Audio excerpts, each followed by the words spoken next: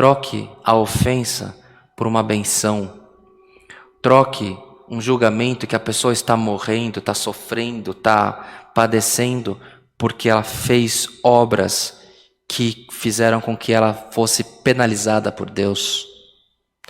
Troque esse comportamento por um comportamento de clamar a misericórdia do Senhor na tua vida, na vida da tua família, na vida dos teus, na vida dos teus inimigos, na vida de todos aqueles que você tiver conhecimento.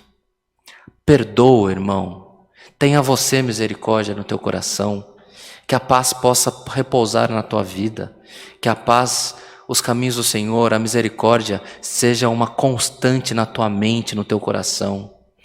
Agindo desta maneira, tocaremos na orla do vestido do Mestre e o Senhor irá atender os pedidos, as aflições do teu povo. Confiemos no Senhor.